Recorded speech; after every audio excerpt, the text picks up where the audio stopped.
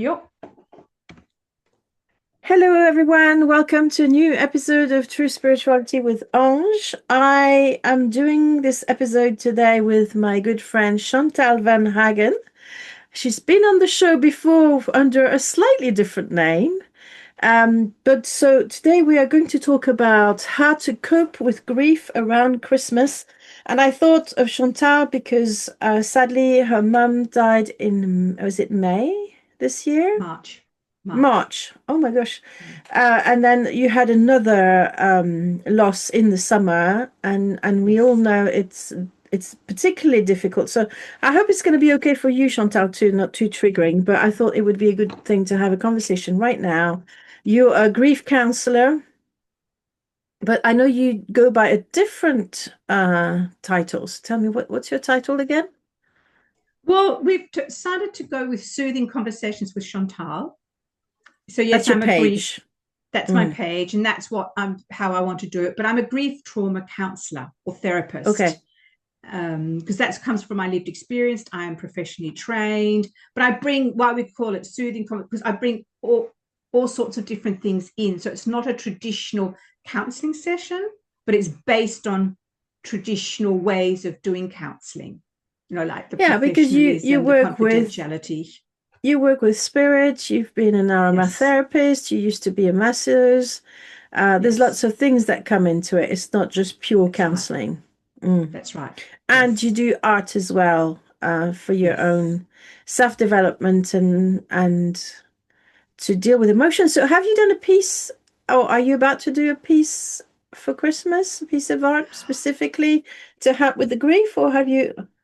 Yes, I have. And that was on on your suggestion or recommendation when you tuned in, which was really interesting. So what I've got, yes, I am. I'm going to actually do one because this will bring up Christmas as well. I don't celebrate Christmas as such with my partner, but my mum loved Christmas. That for her was a tradition, and which often put pressure on me. But again, we'll talk about that down the track. So when it came through that she would like me to create an altar, I've gone out and bought some Christmas cards, a couple of Christmas cards and Christmas ribbon, but I am going to make a collage with that over the weekend and into next week. And I've got some baubles that a friend gave me last year, and I've got some little tea candles. So I'm going to do something. And that when you said it, I actually felt excited because it's a different way of doing Christmas. It's honoring mum, but something I can do and want to do. Right. So just to fill in the listeners on what you're talking about, you had a Mm. session with me where your mum said that she would love for you to make a sort of altar for her. And the That's right. reason I'm saying this is because I think maybe some people, some listeners might like the idea of putting maybe a picture of their loved ones. All you need to do to make an altar is find a surface in the Mm. house. You can put candles, obviously, if it's safe for you to use candles, because I know with me for pets, I can't really do them. I can't really Yeah. use candles now that I have a cat. Sorry, candles, not cuddles. That's the name of the cat. You can put a little picture of an angel if you want to, as you say, a Christmas card. For years, I used to write Christmas cards to my grandmother and my dad long after, sorry, not Christmas cards, birthday cards long after, they were gone, Mm. because I liked the tradition of still writing them a card. You can put anything that creates a lovely. I mean, some people do. What are they called? Nativity things on in their Yes. houses, but regardless of whether you're religious or not, you can honor your loved ones in that way. And I thought you can put some Yes. little flowers or petals or maybe a bouquet of flower. Who knows? You can be creative with it, and that's the beauty of it. That's exactly right. And it's called also like keeping connections, creating connections and finding meaning, which is actually David Kessler's book. He worked with Kubler-Ross on the five um, Stages of stages of grief. death, but also grief, yes, and but explaining how it been misinterpreted. But then he wrote the sixth book, which is about finding meaning and how can you keep connected with your loved one So that's exactly what you're saying. You still wrote cards. You still, like my mum loved doing art. So that's what I'm embracing. My late father loved being in nature. When I love going into nature. So it's how do you keep that connection going, that love that you felt with this person that you want to keep doing or not. It might be they loved a charity. All those things you can think about, because grief, I never understood this until recently. Grief is love. The grief will always be with you. The grieving process will dissipate, but the love always stays with you. Right. And Can I that is go why back on grief lives the with person you just mentioned? So I know Elizabeth Kubler-Ross, and I will put a link to one of her books. But you said, what's the name of the other person you mentioned? David Kessler, Kellser. David Kessler. K It's a E double double S L. L E. No, I couldn't find Kess. him. Mm, Okay, which I'll send you a link. Yeah, because we need to. I really want people to be able to find those books. So we'll include the links in the notes and in that you find in the episodes, but also on my website. Now, I think what I wanted to talk about a little bit is why is it more difficult? Why is the grief coming up as a new wave around Christmas? I've just done an episode where I talk about the angels. Are the angels closer to us around Christmas? Which led me to explore a little bit the idea that because we're expected to be happy and we have all these images of perfect families and we have all these images of the perfect Christmas and the perfect Christmas dinner and all the presents and the tree and whatever it is, it can put an immense pressure on people to be happy when they're not, but also it makes it even more poignant when someone's missing from our lives, because maybe the Christmas before or even 10 years later, it doesn't matter how long it's been. Some people take a long time to grieve and there's no judgment around that. But I think it brings it back to the surface, as do anniversaries, birthdays, da da da da da. But I think with Christmas, because it's such a big, loud event in the Western world, in the I was going to say Christian-based or Christian globally, so the influence Western world. world. That's right. When I say Western world, obviously it includes Australia where you are, even though this is not exactly, well, where's the Western word? It's all a word, but anyway. But I also wanted to, so it's normal to feel worse around Christmas if you have all that joy, like in your face, when you don't feel like celebrating, when you don't feel joyous, you just feel the void, you feel what's missing, you feel the pain. Yes. And what I find interesting for me was, so we'll go back a little bit. As we said, my mum loved Christmas from when she was little. She was 96 when she died. So she had many Christmases in her life. But when she was little, their family would always, so all the cousins and aunts and uncles will end up going down to the beach, and they had holiday cottages. So for her, Christmas was family. For her, Christmas was joy and fun, being at the beach and, being surrounded by love, food, all those things. And traditional Christmas as well, which I still find bizarre, having been partly brought up in Switzerland and England, where for me a hot Christmas doesn't make sense when you have turkey and all that, and the reindeers, we have kangaroos. So, it's all jumbled, but that's by the by. So with respect to Christmas, so from my own experience, Christmas was always a nightmare due to my father's violence and his drinking. So they were never happy, and we were always waiting to see when would he erupt. There was so much pressure there. So when we lived in Switzerland, my father was French. My grandparents would come to Zurich. They couldn't speak English. We couldn't speak French. Dad wouldn't translate. So just what I'm giving you is the history behind it for me, and why I'm really stunned that this Christmas I'm going to miss Christmas with Mum, because I didn't expect that. So I found Christmas as extremely challenging, and for me it's become way too commercial, and I'm also not religious. I'm a lapsed Catholic. So for me, if was going to do Christmas, I would do it more in a religious sense. because that for me is what Christmas is all about.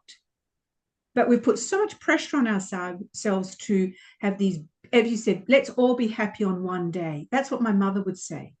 Why can't you just be happy on the one day? I said, well, why can't everyone else be happy with me on all the other days? Why do we have to make the effort on that one day? So, of course, in that one day, the pressure cooker, it blows.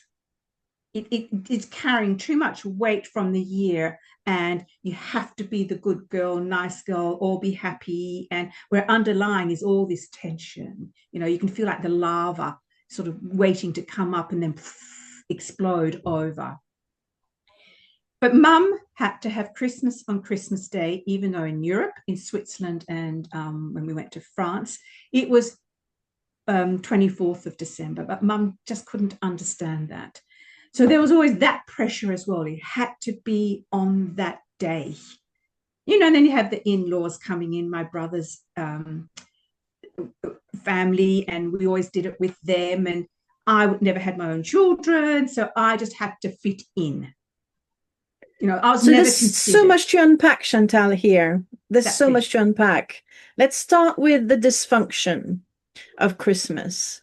I think everybody will relate on some level or another that even though we all want to have the perfect Christmas, when you bring people into a room that have unresolved issues or dysfunctional ways of connecting to each other, that usually, and you pour a bit of alcohol on top of it sometimes, I don't know, with a nice meal, that can have disastrous consequences. So there's that risk, and it's more difficult, I suppose, with perhaps the black sheep of the family who's always taking the brunt of, or maybe you're single and everybody's married and everybody's telling you, especially if you're in your 20s, when are you going to get married? When are you going to have children? Yes. This increases the stress around not being accepted the way you are, or not feeling that you're enough as you are. Yes.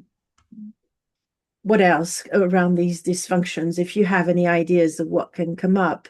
If you have one particular member of the family that always tells it as it is, whatever their opinion, unwanted, unsolicited opinions, that can come into the fore as well. There's the whole stress built up to Christmas of preparing everything, rushing around, finding all the presents. I personally don't want any presents. I'm probably not going to get any because, it's just me and my kids. Yeah. And I'm happy with that, because at this point in my life, if I was going to get something, I would like an experience rather than a present. No judging towards the people who want presents. But I found personally, my experience with presents was incredibly stressful my entire life. Even to this day, whether it's on my birthday or at Christmas, there's the pressure of, someone giving you a present that you don't like and you don't know how to react.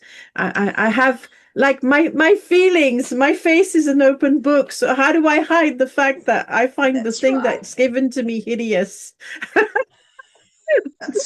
And hurt the person's feeling who's put an effort, or maybe not. And so it can, oh my goodness, there's so much is packed into Christmas and the present. Even if we talked only about the giving presents, that could be an episode in itself. Not to mention the overconsumption, people getting into debt because of it. My ex did that. He ruined Christmas for me. He would buy £200 worth of present for each of his children, or 300, and he didn't even have the money. So he kind of piled debt every year just to give, and it was junk, most of it, and the kids played with it for 4 or 5 weeks, and that was it. In the end, it would end up, and now I know they're all in landfill, which really makes me feel, icky. And again, the same pressure as your mum, my ex. You had to be happy. You couldn't have one moment where you felt a wobble or anything on Christmas. The pressure was tremendous. And having 4 autistic kids, and I don't want to take the whole, the whole mic right now, but with autistic children and maybe some other kind of children, I don't know. I'm just speaking from firsthand experience. They don't like crowds. They don't like spending time with people. They're stressed out. They can get overwhelmed. They can have meltdowns. They usually don't like Christmas food. They're very fussy eaters. They will not sit at the table for their meals. So we had all that friction going on as well.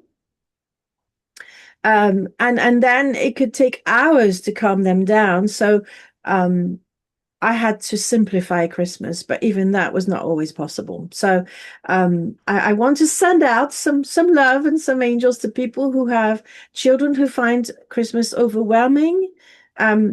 And children, like autistic kids, will not lie to you. If the present they don't like it, they'll just tell it to your face, and that could create a whole drama in the entire family because grandma got a present and she didn't get thanked enough, or she didn't get a card to thank you, or whatever.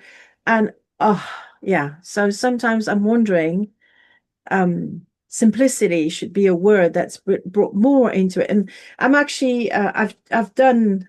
If I haven't done it before I release this episode, I'll definitely do it after.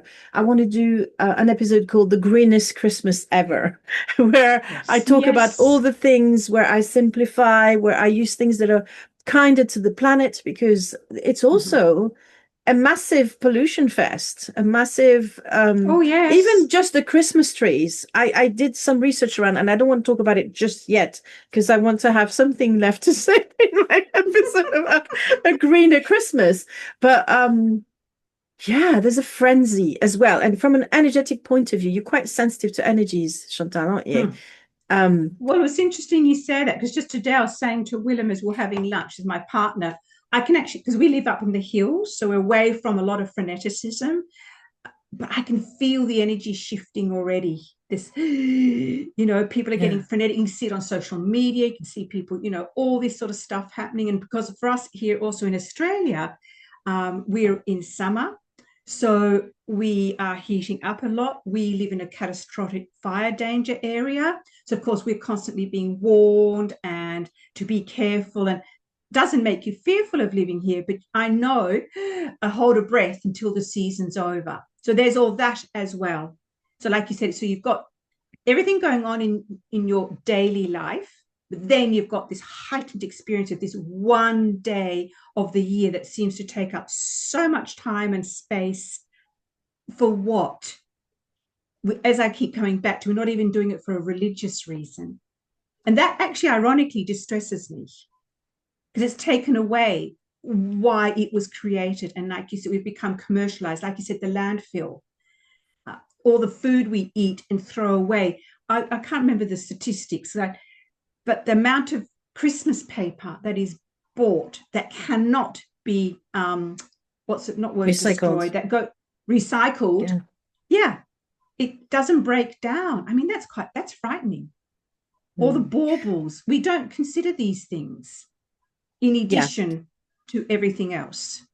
So we don't want to be party poopers either, right? No, but that's we need to keep some sort of magic and some sort.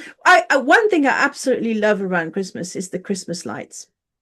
Yes, and I want to just mention them briefly, but then after that, I want to circle back to the fact of the Christmas without when you're a woman without children. But we'll get back to this, Chantal. It's very important. But so I went to London to visit my best friend. It wasn't for Christmas, it was for my birthday, and I dragged her to see the Christmas lights on Regent Street. And I have to say, for me, that's the most beautiful aspect of Christmas, is people who put up Christmas lights. And I'm aware there's an environmental impact as well. But as I said, we have to kind of balance. It's important when and obviously it's completely different for you in Australia, but in Europe and in the northern hemisphere during the Christmas time, it's very dark, and so that's why we have all these lights, and it's important. And people who don't celebrate Christianity have festivals of lights around that time of year anyway. There's also Saint Lucy in the Scandinavian countries. I think it's Diwali. Oh gosh, I don't want to say something silly, but I think Diwali is this festival of lights for color. Yeah, for Hindus. So and I'd love to hear more traditions where we celebrate the light when it's dark, because it's a natural instinct for humans to try and bring more light into our lives when the days are so short.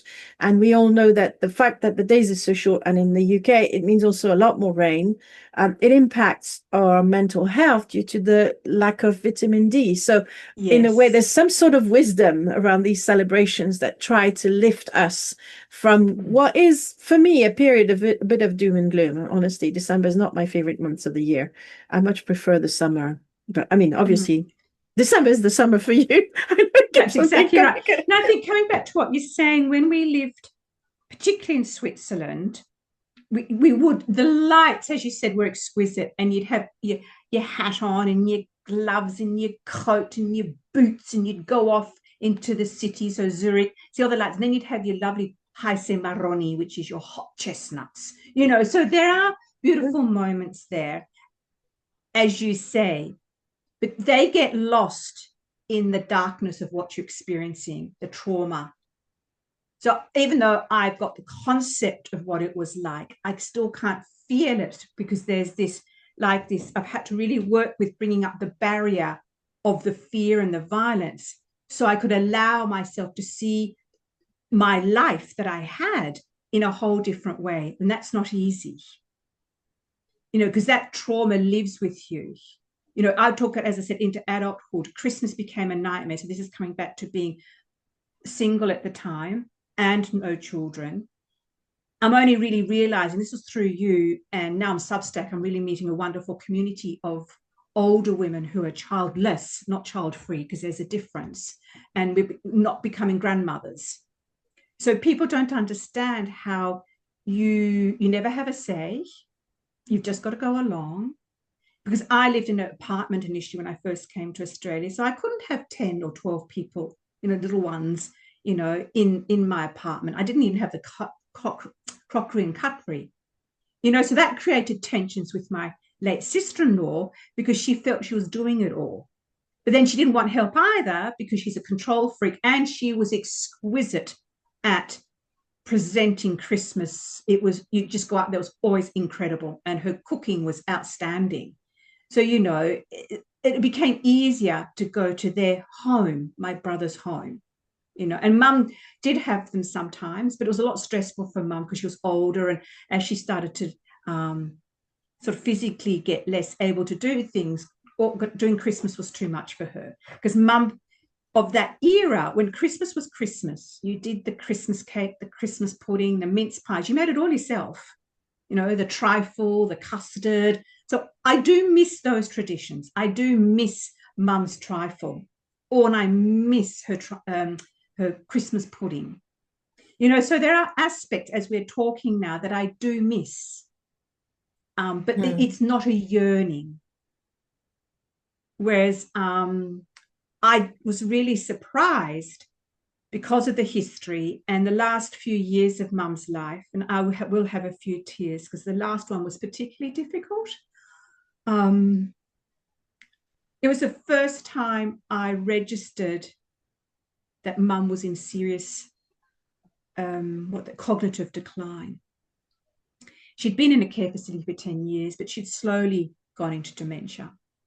And you don't actually become aware of it enough, because it wasn't the obvious one. She still recognized us. Till the week before she died, when she had the massive stroke, she still knew who I was and my name. That is precious, despite everything else that happened.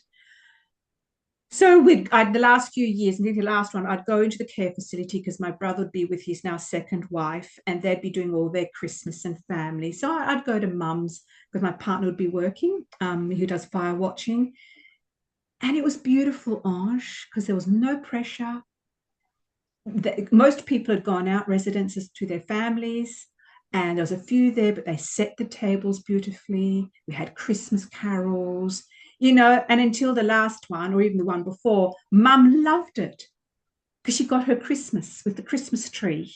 And, Father Christmas might come round, being in the morning to bring little presents from the residents, the staff. So in a way, what was sad for me was realizing that mum had no concept this time last year of what Christmas meant, because normally she'd be saying, oh, Christmas is coming. What are we going to do? Because her memory was going, what do I need to prepare? Shouldn't I be doing something? No, Mum, you actually don't need to. What presents do you want to get? So I'd always buy the prezzies, not more often than books.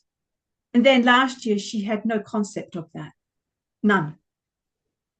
No concept of when we went out that it was Christmas when we sat there. She didn't even remember she didn't even understand that the plate was in front of her.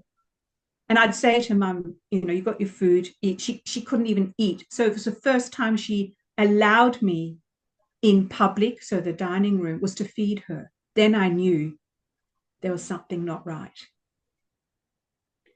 So I was relieved when Mum died, because that all left, apart from a history of a fractured relationship with Mum. And I didn't think I'd miss Christmas, because I'm now estranged from my family due to some things around Mum's death, which one of them in particular has been very painful. I've just been cut off just like that. Don't know why.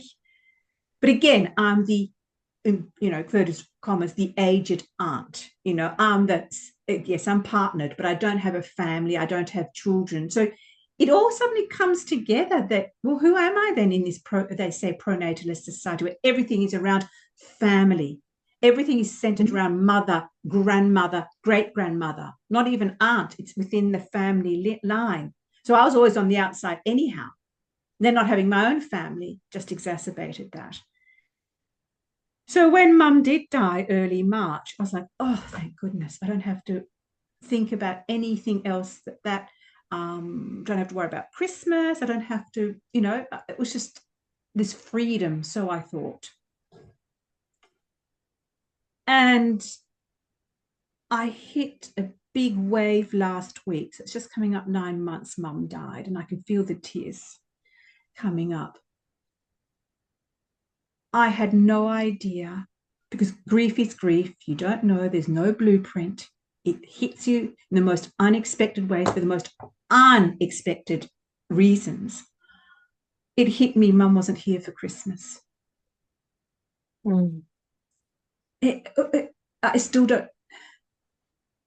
It just took me so by surprise that Mum's not here. And it felt like my grief, like it is now, I just hit that low, like Mama Johnny just died. That shock and that disbelief and the discombobulation. But we're coming up to Christmas, and even though Willem, my partner, and I don't celebrate it as such, Mum's not here. It brings it back, I think, in your face. It did. Right? It did. It did. As I just said, anyone who's listening to this, expect the unexpected. I did not expect to feel this. I did not expect you to give me that idea of creating a lovely altar or a little area for Mum. I wouldn't have even thought of that. But when you did, I actually felt excited, because I could then feel Mum around me. And when I went to buy the Christmas card at our lovely old local post box, I could hear Mum. I was sort of talking to Mum, what card should we do, and what should we have, and what do you think? And it was, anyone who actually heard me, it was in my head, heard me might think, what she, I was in the corner, fussicking around, talking. They must have thought, oh God, she's the eccentric one from, But then you can laugh again. See, this is how it works. One minute you're in floods, because you're going to miss them. But then on the other hand, you can have this excitement and joy of creating something. That's a memory. That's a showing of love. Because I'd never understood this. Never understood this, that where there's grief, there's been love. Now I understand why when certain people have died, I haven't grieved at all, because there was nothing there. Yeah, and I think some people actually avoid these connections because they're afraid that when they lose them, they will feel grief.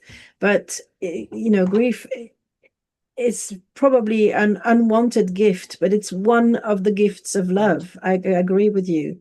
You cannot feel the absence of someone you've never known.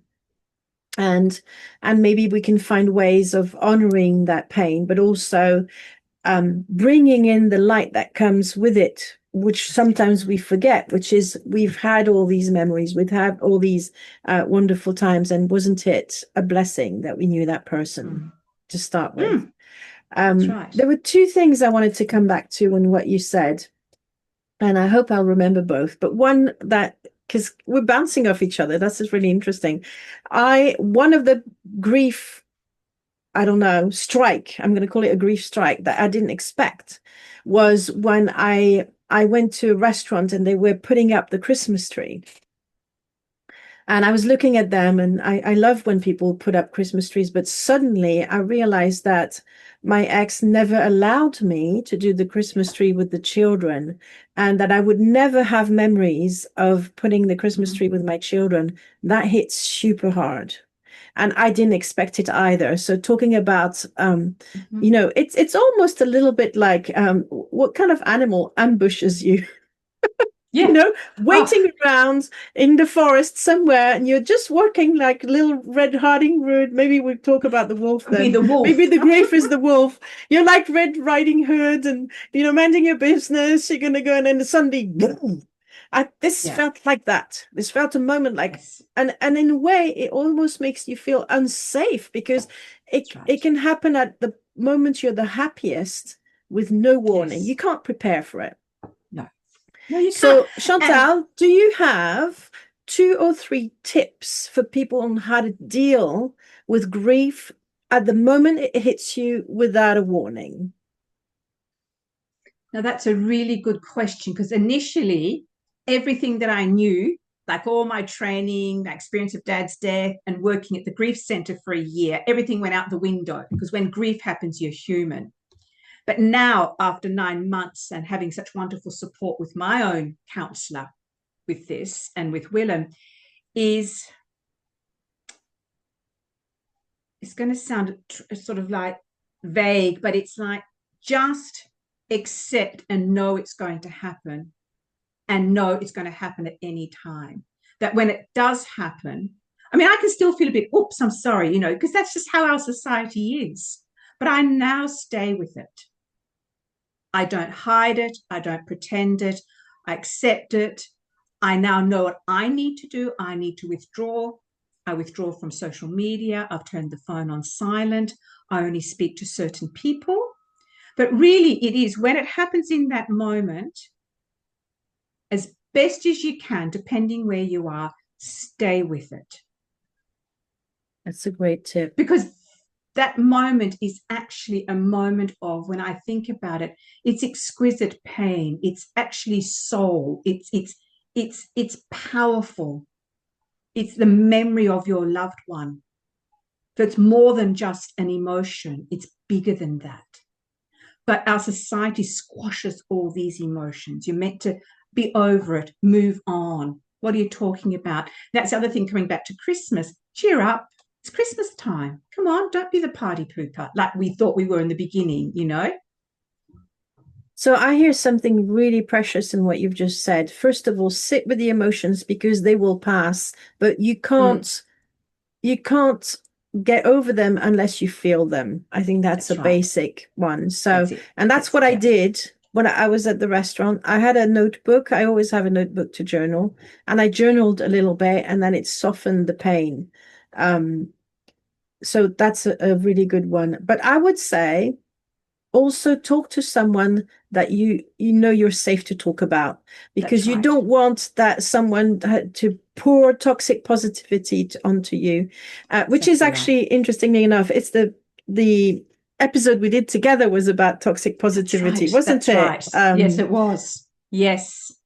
And you want someone who is going to be sensitive, even if they don't understand. Exactly. They don't have to fix anything. If they can just listen and say, I can see you're in pain. Is there anything I can do?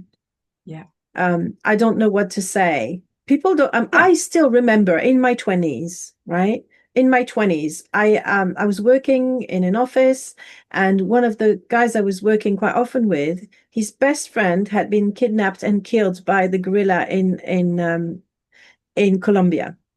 Mhm. Terrible, terrible tragedy. And I thought, I don't even know what to say to this man. What do I say? Mm. So I just said to him, look, I'm wordless. I'm probably going to be very clumsy. Do you want to talk about it? Just Yeah. tell me what happened. And for him to be able to talk, that was enough. This is why talk therapy can be so powerful. I'm not saying it's the only Exactly. thing, but what we don't want is someone offering solutions, because even though it Mm. seems like a kind thing to do, when we offer solutions, we do it more, usually, not always, more from our place of wanting to That's right. diminish the discomfort that we have at witnessing someone in pain. That's right. And that's And not I the right energy, because if you do that, you push it into someone's face and you're not actually listening, you're not being present for that particular person. Does exactly. that make sense?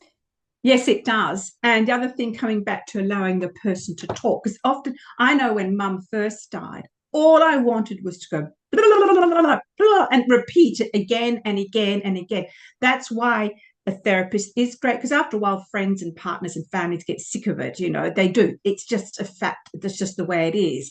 And I happened to be working at the grief center where they had a bereavement group that I could then attend, because then you can say it again and again. But the other thing, when you ask someone to talk about it, ask them to talk about them, but use their name, their loved one's name. Because a lot of people don't Mm. want to say the name, particularly if it's been under the death has been under tragic circumstances, by suicide or all sorts of other ones that we won't talk about here. But it's like, say they ask them what's their name if you don't know them, and if you do know them, talk about them, because for you, when you're in grief, that person is still, even though they've died, they're effectively still with you.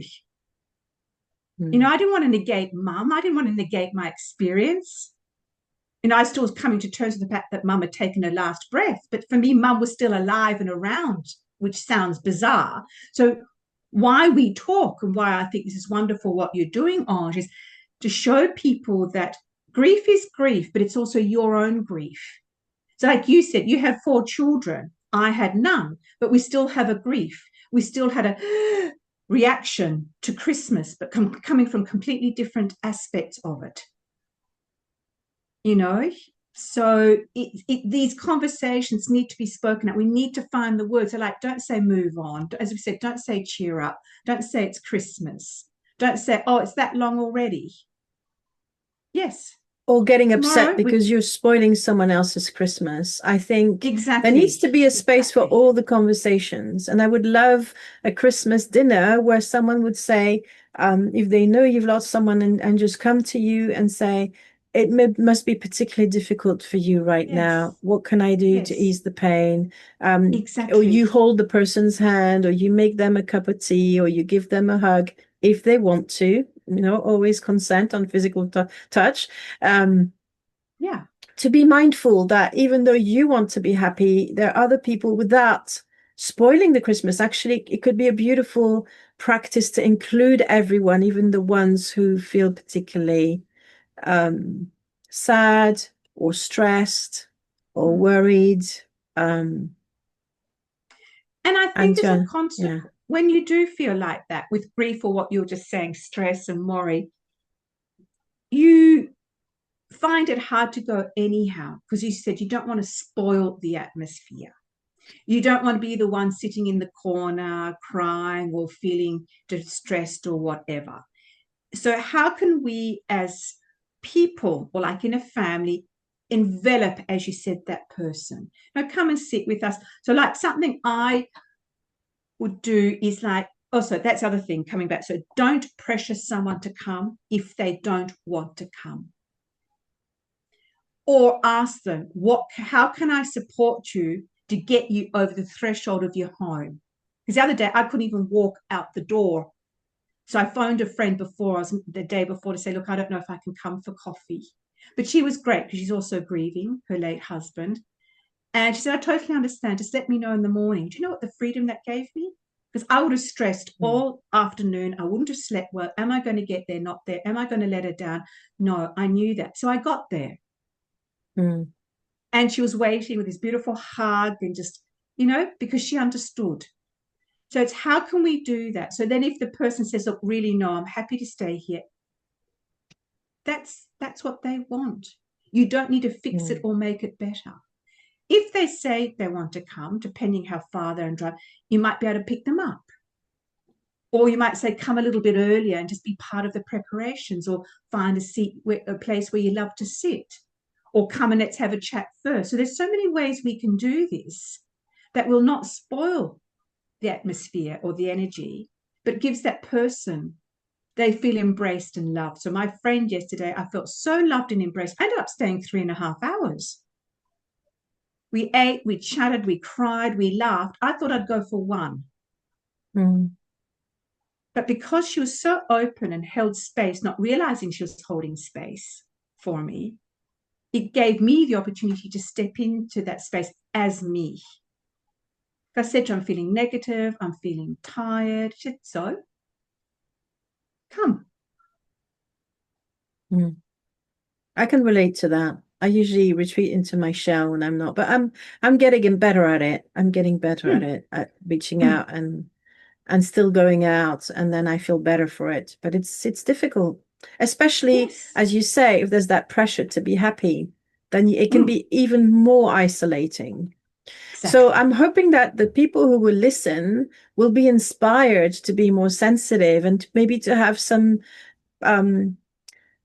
tools or ideas on how to include people who are going through grief.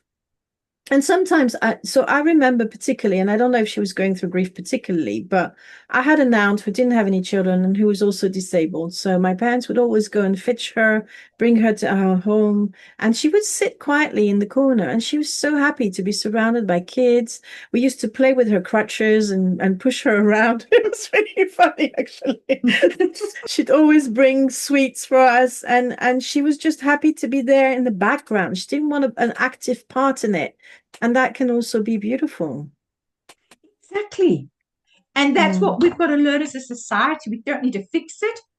The person might just be happy, exactly right, just to be sitting there, not on the outer, but still sitting on the, in that sense, and just absorbing and enjoying without the pressure of needing to be and put on a facade and needing to be anything other than themselves. And the other thing I was thinking of, we often think, well, I know here in Australia, you need to take a plate, literally food on it. We always laugh with foreigners who come and say, well, yeah, I've got to take a plate. They literally think it is the plate you've got to take. That's what we say here. So I know for me, when I was in the deepest of the grief, I had no energy to do anything.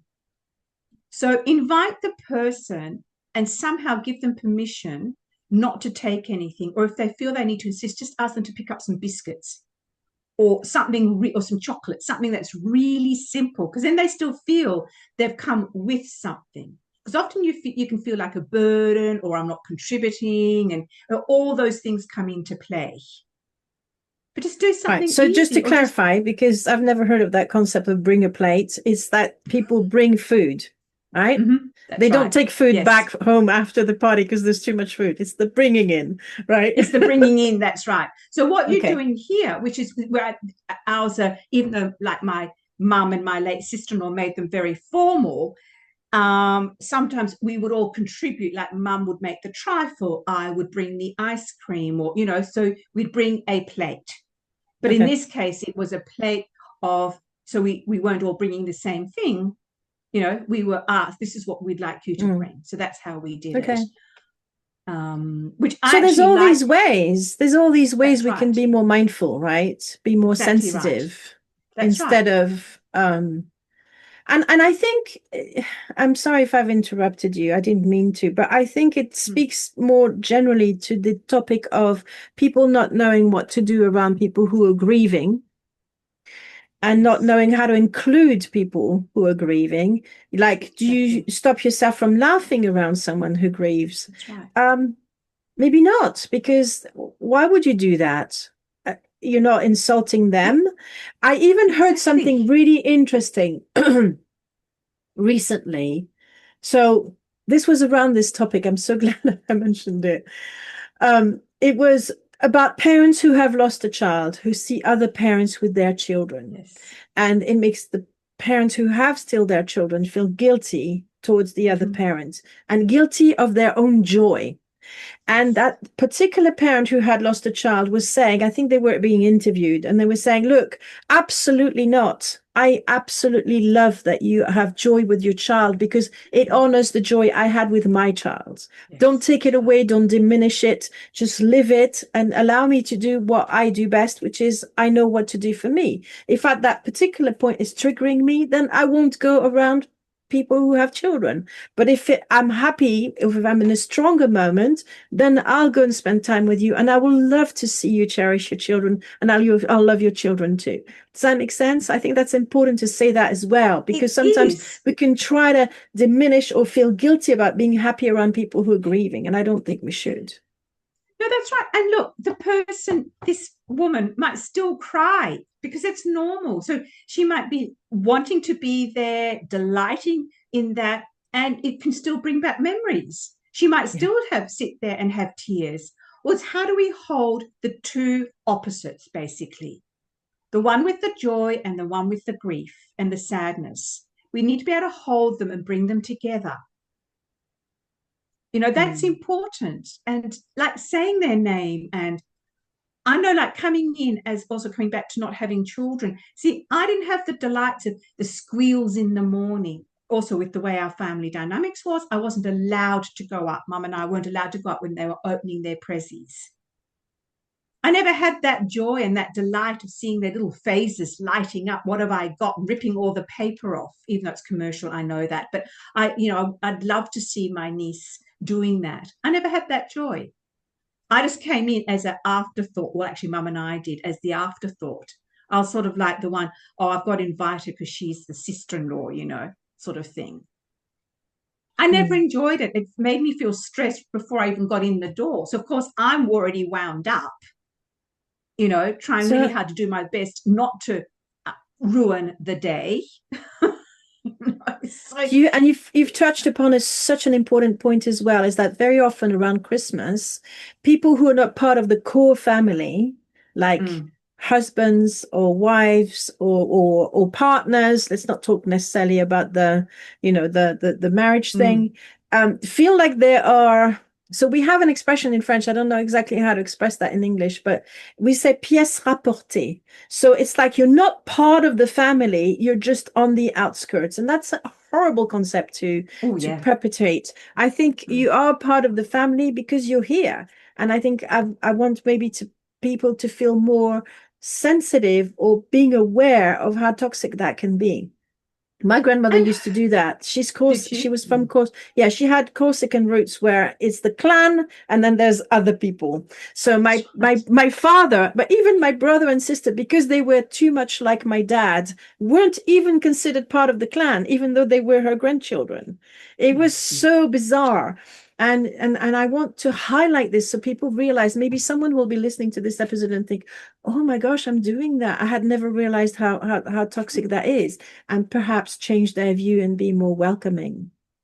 That's right. And not only, as you said, not only doing it, but being done to them. I didn't get Yes, for a long time that absolutely. this was happening to me, Mm, that it was actually a two-way street. Because again, due to my upbringing and how the family was, I always took 100% blame. Oh, of course, it's my fault. mm. It's my fault that this, my fault that, whatever. Until I hit my 40s, where I suddenly realized I actually don't have to go to Christmases anymore, or I could go later. Or when I had finally the courage, I didn't go at all. I stayed on my own. And then when I met Willem, that made a big difference.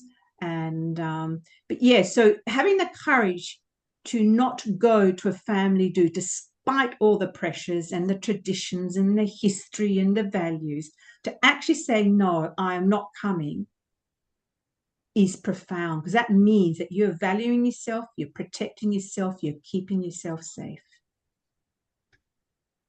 That's a great suggestion. Um, I have a question for you around that. Mm-hmm. What did you replace it with? Because sometimes not doing something highlights the absence of it. And so Yes. and when everybody's celebrating Christmas and you've decided not to go to Christmas do because it's too toxic, what do you do instead? Well, interestingly enough, when I first made that decision, I can't tell you how many invitations I had. So in fact, I ended up being busier on Christmas Day than ever. But then that became too much. So over time, it look, the first time I did ever spend it on my own, I won't lie, it was hard. And I just didn't even look at Facebook because everyone's having a ball and fun and look at me and da da da da da. And it was so tempting to write, no, it's not like that for everyone. But again, I didn't want to be the party pooper, on Christmas Day. But that's my truth. That's why I'm writing about it now in advance, so that that's out the way and people can see, and to give people, yeah, it's okay, it's not okay.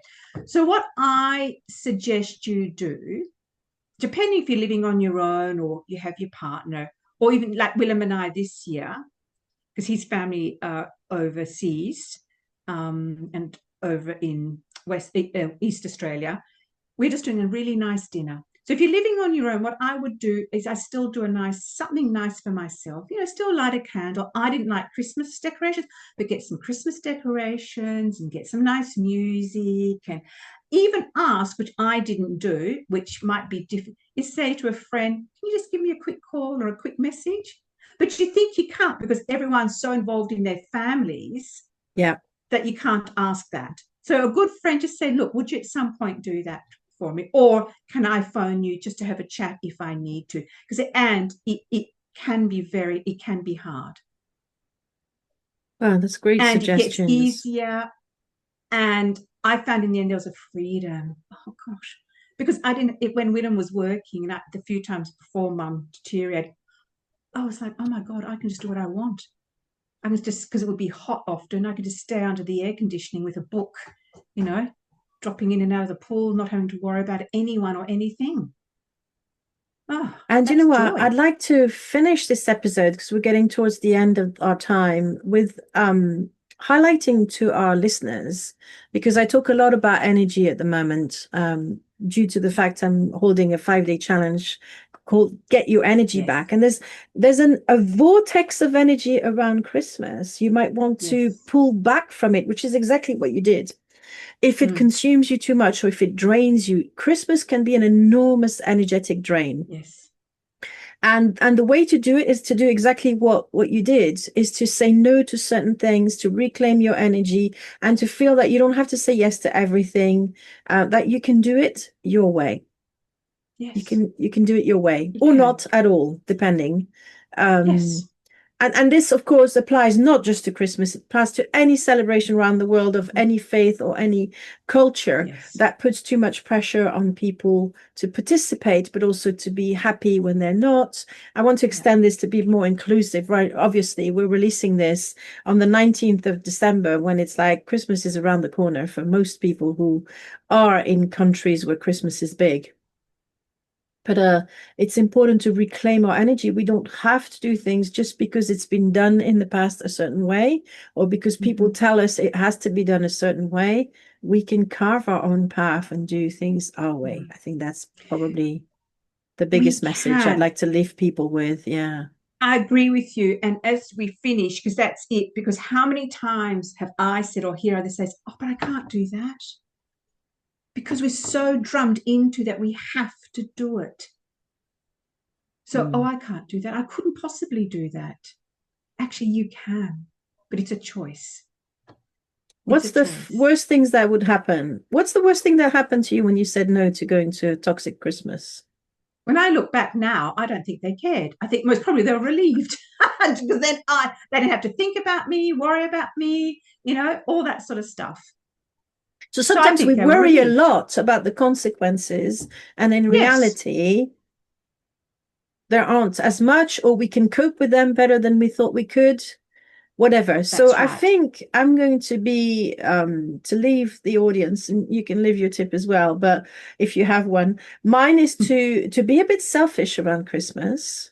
Yes, Not selfish to the point of being obnoxious to other people, but to look after yourself, especially if you're grieving, because nobody else will do it for you. It's that at that point where you need to be strong and you need to think things through. So when someone asks you to do something, say, let me get back to you, instead of saying right yes, away.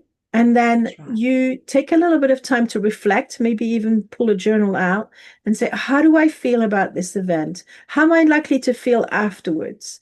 What are the things that I'm concerned about? And then make a decision, but like from a place of having taken the time to reflect. And so then when you say yes or no, you've weighed the pros and cons. And obviously, we have no control of how things turn out in the end. If you decide to go No. anyway and then it's a disaster, it's not your fault. But Yes. there's that little buffer where you don't feel forced to say yes right away. And I think I'd like to add to that when you do your writing as well, because we're talking about energy, tune into your body. So for me, if I am forcing something, my body contracts and my stomach, goes like this. When I tune in, now, do I want to go there? Yes or no? If I say no, I don't, well, hang on, the other way around. If I don't want to go, my body will contract. If I do, it'll open, or the other way around. So I'll know that if I'm forcing myself, my body contracts. What it's telling me is, don't go. And I And think always some remember, people, sorry, go ahead. so this is the hardest thing to do. Remember, we say no is one word to, our facility. That's it. No, no, I'm unable to come. That takes a lot of practice to do without justifying, excusing. Because if someone's can draw you in and is very, oh, come on, oh, that's not good enough. How can you stay in your truth and just say, look, thank you so much, but no, I'm unable to come. Yeah. And say no is a full sentence. I think that's That's it. what No, we were trying that's to what I was trying say. to say. You don't Yes, have, if yes, you start explaining, people are going to try and debunk you. So be exactly very right. firm. And I was thinking, you know me very well. And for the longest of time, and it's still the case for me, I can't tune into my body. But one thing that came to me right away, if you don't want to come, you might be clenching your teeth. That's it. Yes, that's People do right. that a lot. If you feel that Mm-hmm. your jaw's getting tense, that's a sign that maybe you don't want to Yeah. do that. Whereas if your jaw stays relaxed, maybe you're actually happy to go. Mm-hmm. Thank you so much, Chantal, for coming on the show. I Pleasure. think we have shared a lot of very useful information and shared experience and lived Mm. experience, which I hope will cover a broad range of experiences and feelings that people can go through. And hopefully we've also given them tools and ideas on how to deal with it. So Mm. a massive thank you, Chantal, and also obviously a massive thank you to everybody who's been listening to this episode. I hope you have the Christmas that you want. Mm. I'm not going to say Merry Christmas. I say the Christmas that you want and that makes Want. you happy. Yeah. Yeah. Yes. Thank you, Ange. And yes to everyone. The Christmas that makes you happy. If it's not this one, it'll be the next one because each time you'll take another step. Yeah, obviously, if you're in the middle of grief, you can't even think of happy. So, No, the best possible Christmas you can have. I like that. Good note to And finish reach on. out to others, go and get a hug, make yourself a warm soup, something that can make you feel physically Yeah. comfort. Yeah. Something And soothing. yeah. Yeah, or reach out to Chantal with soothing conversation with Chantal. Here we go. Here we What a go. nice Here we go. segue. All right. Thank you, everyone. I'll speak to you Thank on the you. other side of Christmas. Bye for now. Bye.